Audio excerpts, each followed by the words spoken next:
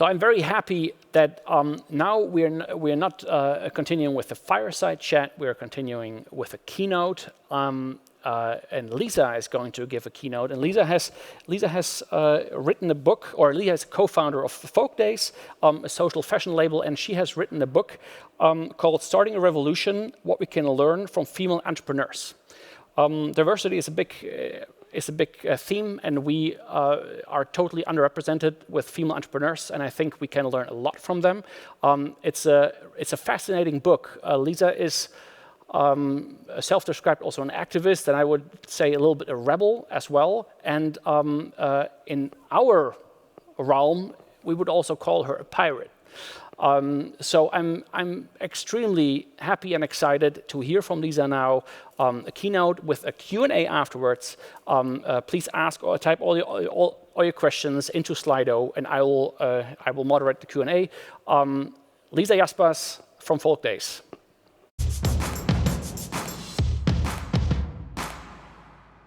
Hi everybody. I am Lisa, and I'm really happy to be here. And I prepared a little input for you guys, and I'm excited to then, after my little input, talk to you, and maybe we'll have a little bit of a discussion about what I'm bringing to the table today. Manuel, thank you so much for the introduction. As you've mentioned, I started a business about 8 years ago. I started Folk Days, a fair fashion label that works with craftspeople from around the world, especially the global south, and we are producing beautiful products that we sell online. And today I'm really excited to talk about a subject that's very close to my heart, which is why it is so important to learn to lead yourself before you lead others. And I would like to take you a little bit on my own journey in order to show what that meant for me. And as I said before, I hope we'll have some discussions later on.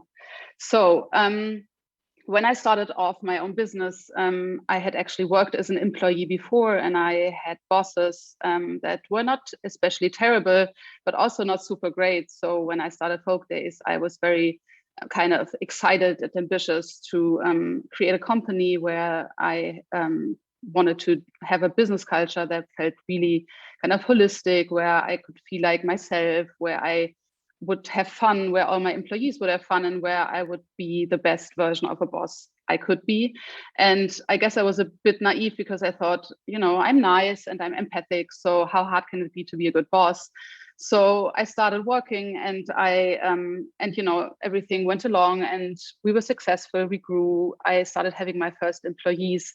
And after 2 or 3 years in, I noticed again and again that I got to a point where I just had the feeling that there was something wrong with the business culture at Folk Days, and where I had the feeling that not only I didn't really enjoy working at Folk Days, but most of my employees didn't either.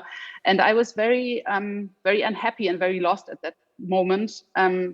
Luckily, a good friend of mine, Naomi Ryland, who I wrote the business book with, she also had founded a company. And she also actually got to a very similar point as me, where we were both having a lot of discussions how we could become a boss that we really wanted to be.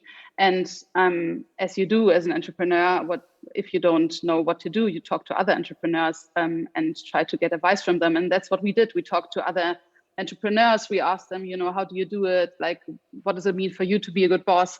And we bought books, we read books, business books, and we noticed that a lot of the business advice that we were getting did not resonate with us. It didn't feel intuitive. We tried a lot of the stuff out, and it didn't work for us.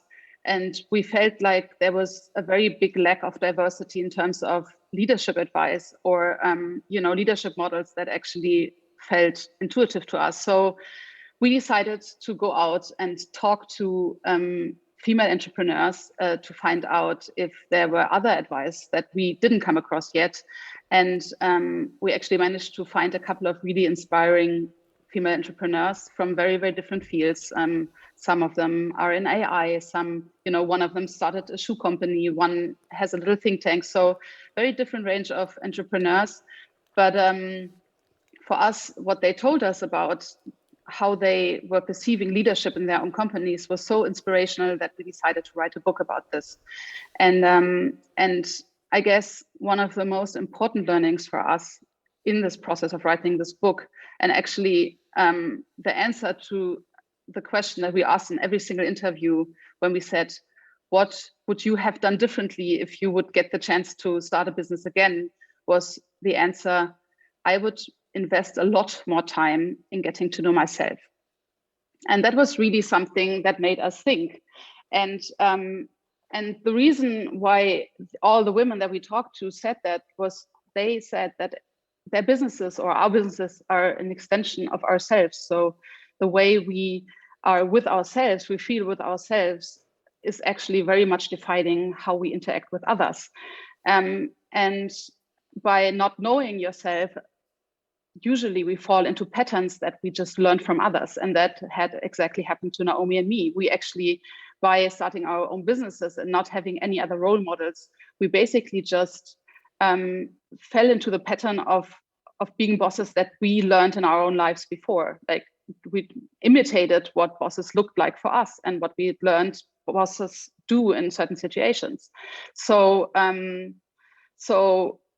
getting to know yourself sounds like a good idea, but how do you do that? And for me personally, that meant two different ways that were simultaneously and also very much complementary for me. One was very painful. Actually, both of them were quite painful, but one was getting into a very structured feedback process with my employees, because until then I just had my impression of how I wanted to be as a boss, but I'd never actually asked my employees how they perceive me as a boss. So we started a feedback process at Folk Days, which meant receiving and giving regular feedback at the beginning on every 3 months.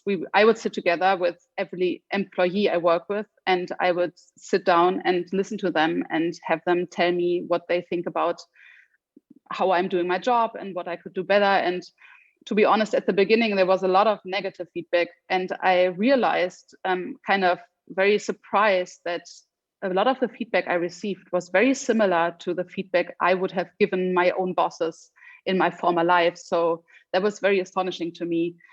And so through having this feedback process and kind of, getting feedback over and over again, I actually managed to work on certain things because, I actually had, checks and balances a little bit. I had feedback from the outside, and I could try out things and then, see how it worked. So that was super, super helpful. And I'm still very, very thankful and deeply grateful to my employees for all the insights and from all the learnings I received from them. And the other thing I did like parallel was I looked for a therapist, and that therapist helped me understand a lot of things that I didn't know about myself, because we are all social human beings, but the way that we live our social relations is something that is very early on defined in our lives. Usually that's something that we learn in our core family. And these are things that we don't really kind of rationalize. It's very intrinsic, and it feels like almost an automatic response, but it's something that is actually formed by the way we grow up as a kid. And that therapist helped me understand these aspects of myself that I always had perceived at, oh, that's just how I am, and helped me learn how to take some of these things that I thought were unchangeable because they were parts of myself and actually go a different way. So situations where there was a lot of pressure in the company or where I felt myself under a lot of pressure, I would usually always react in a very similar way I had learned to react when I was a child. And through like being able to recognizing that kind of behavior, I could kind of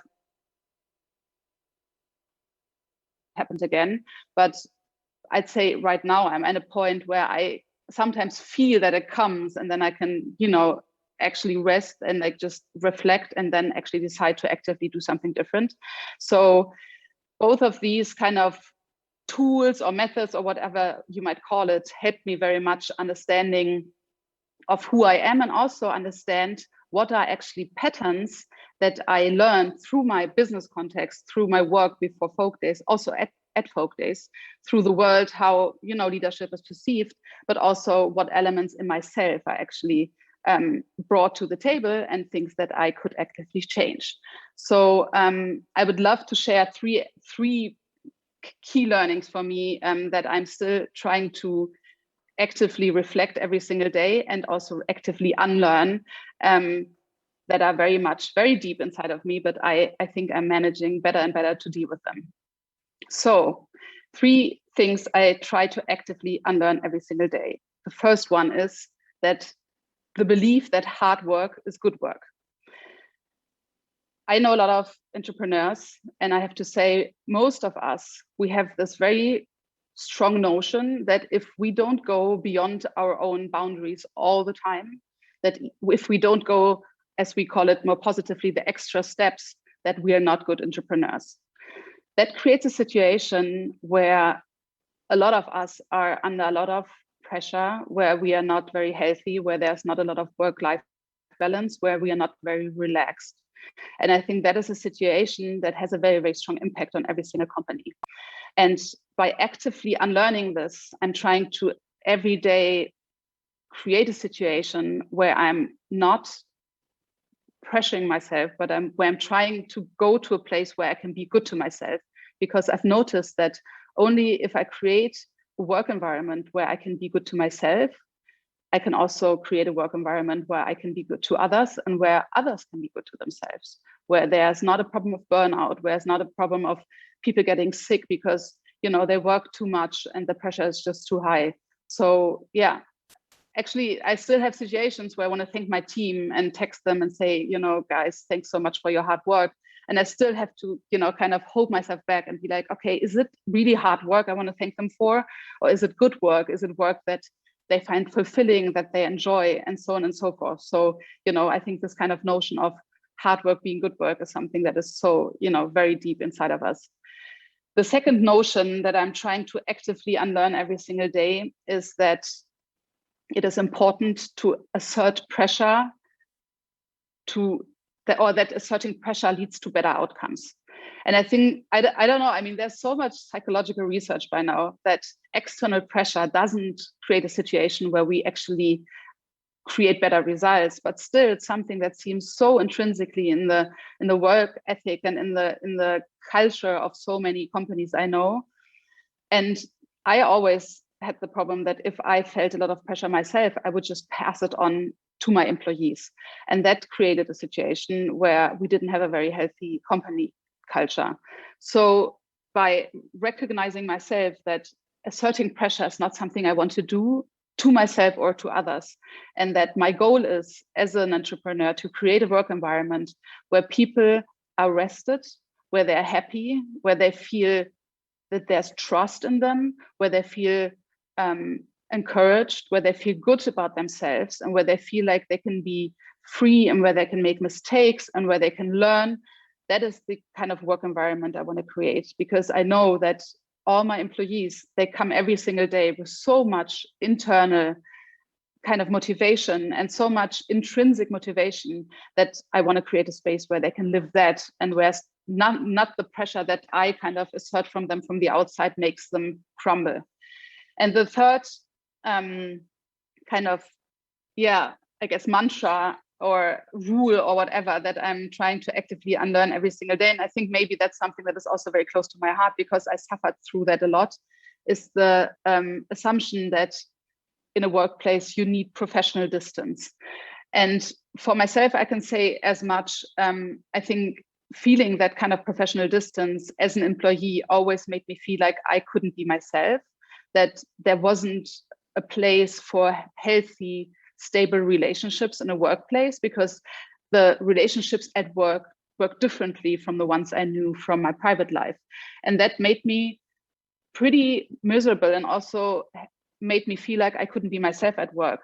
And as a boss, I did actually the same thing. I created a work environment where people that worked for me didn't feel like they could be they themselves all the time. And I created a situation where I didn't really allow myself to go into meaningful relationships with my employees.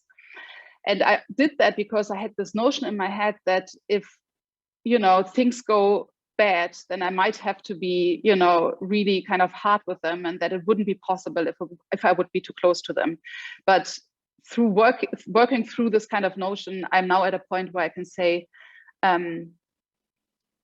the best thing that can happen to you if you have something hard to say to somebody is having a good personal relationship with them. Because if I have something that, you know, is critical, if I have something that might not have gone well and I want to give feedback, and I want people maybe to also change something about their behavior, if I come from a place where there's already a relationship where I know that they know I like them and I trust them and I appreciate their work, then I can tell them that in a very easy way. If I come from a place where there's already distrust and where they don't believe like I see them for who they are, or if I don't see their strength, then that's something like, even if it's only a small feedback that might be negative, is something that will shake our relationship and maybe to a point where it's not repairable. So creating healthy relationships and relationships on a human basis that feel like, you know, that we are connecting as human beings is something that is not only super helpful, necessary in a business, but also it makes fun. It makes work a lot more fun because you actually, you know, can engage as a whole human being and show yourself as the person you are. So I would love to read just a quick quote from our book before I hand over to Manu and maybe some of your questions. And it's from Jennifer Brandel. She's one of the founders of the Zebra movement in the US, which is a really amazing movement. Check it out if you haven't heard of it.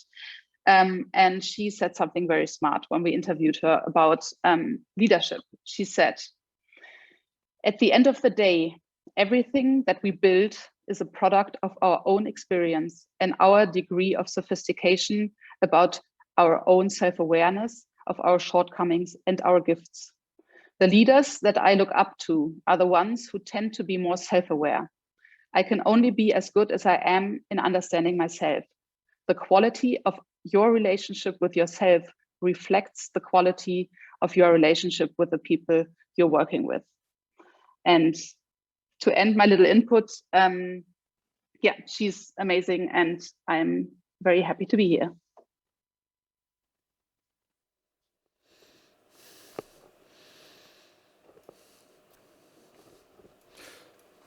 Wonderful. Lisa, thanks so much. That was very inspiring and very unusual for a business conference. And these are the things that we want to bring on stage. Much more. That's why the theme is Raise Your Sales. That's why we have a big track also of Raise Yourself. And thank you very much for being so open and vulnerable with us here. I'd quickly love to, or personal, or let's say I have so many questions. Let me try to put this in the right order. Where are you on your journey now? Or let's put it that way. You started the journey, you said, okay, all this advice that I had, that doesn't feel right. I want to do something different. You experimented with different things. Then you wrote a book. Where are you right now on your journey? And because it really seems like you have evolved quite a bit over the course. Would you write a different book now? Would you write the same book? Do the things in the book still apply? What is the current moment in your journey?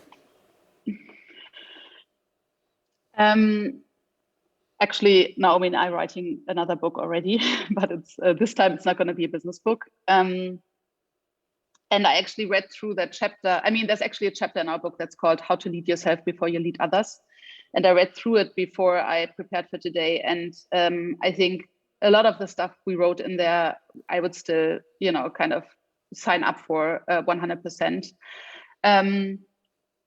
I think that if I compare it to 8 years ago, like when I started Folk Days, or maybe even like 5 years ago when I was at the low point, maybe, I am now at a point where I would say we have a a very trusting, a very healthy and good work culture. And that's always tricky, because if bosses say that, that usually means that they don't have it. but I'm pretty convinced, because I feel like I feel the difference, and I know what we talk about, and I know what people, like the decisions they take, and the kind of discourse we have in our company, the honestness and the friendship that is existing now. And but it's still something, I would say, that changes, and that I'm still working on every single day. And as I said, like this unlearning of things that just we bring from school, even, or from university, or even from being an employee, or from just being in a certain work culture for a lot of time, time in our lives. It just shapes us very, very deep down. So I would say that probably this journey of uncovering all the things that I need to unlearn and relearning things that I want to learn, it's probably a journey that will take me all my life. But being at the point right now where I'm happy and fulfilled at work is something that already feels like a big win. And I think the thing that I actively have to work on the hardest, because it's something that is very, very difficult for me to change, is the first mantra that I noted down, which is hard work is good work. It's very hard for me to get to a place where I feel like I'm not exhausted and where I'm actually good to myself. Maybe a little addition, not only do I have a company, but also I have two small children, which are 2 and 4. So that definitely makes it harder, because I never really have time to just rest. And that made me realize that I needed to include my resting time in my workday. And that is something that is very hard for me, because every time I'm trying to carve out time for myself, I feel guilty about it, which is very stupid, but I still do. And so, yeah, every single day I'm fighting that feeling of guilt, and fighting to be better to myself, and having myself have some time to rest and actually recover.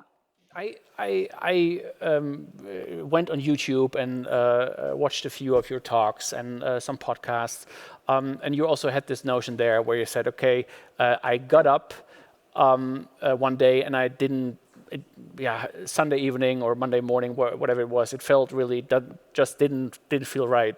And you're touching on that a little bit again now. Would you say, in general, it's just the two of us, right? Your employees are not listening. So is that, would you say you have this, you are getting up without, or this hesitation, or with some joy?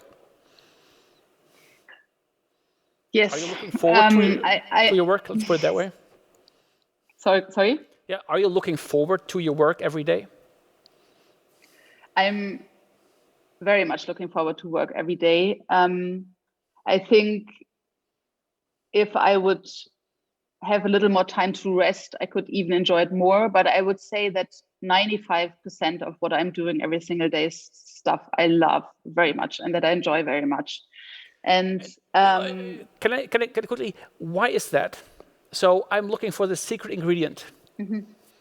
What really changed? I mean, like, really changed. I think I can be myself now. I can be myself with all the flaws I bring to the table, but also all the strength.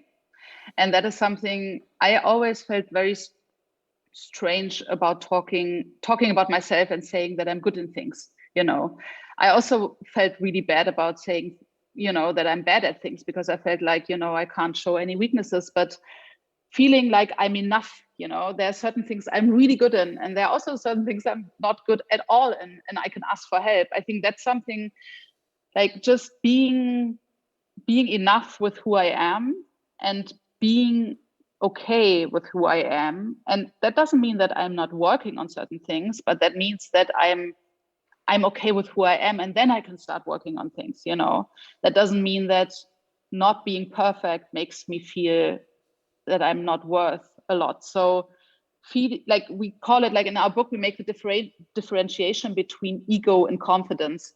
And I think in the past, I had a lot of ego. So situations where I would feel like I wanted to, prove myself right all the time, or where I didn't want to, kind of give in because I felt like I was smarter or I had the better arguments or blah, blah, blah, So I feel like actually recognizing this part of myself where it was just about getting kind of external validation and getting more reflected in these situations, and at the same time building up confidence, true confidence that is not dependent on somebody telling me that I'm doing a good job, that is not dependent on revenue, that is not dependent on applause, but it's actually the feeling of, I know that there are certain things I'm really good in, and that's really exciting.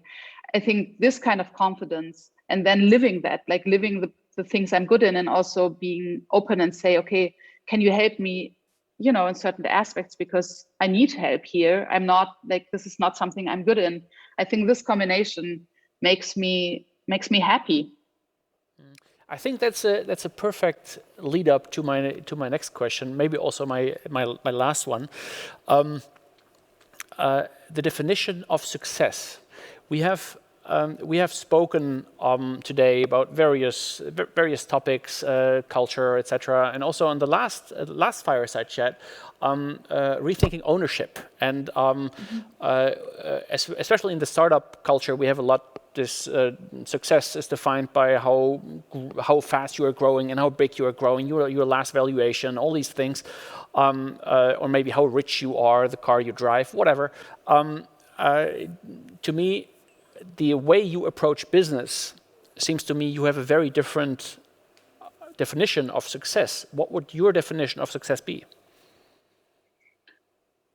I mean, to be honest, by now, I had a very similar definition of success as you have just described it for a long time, and it was making me very miserable to always detach my own happiness to how well we were performing. So I guess, I mean, I was asking myself, like,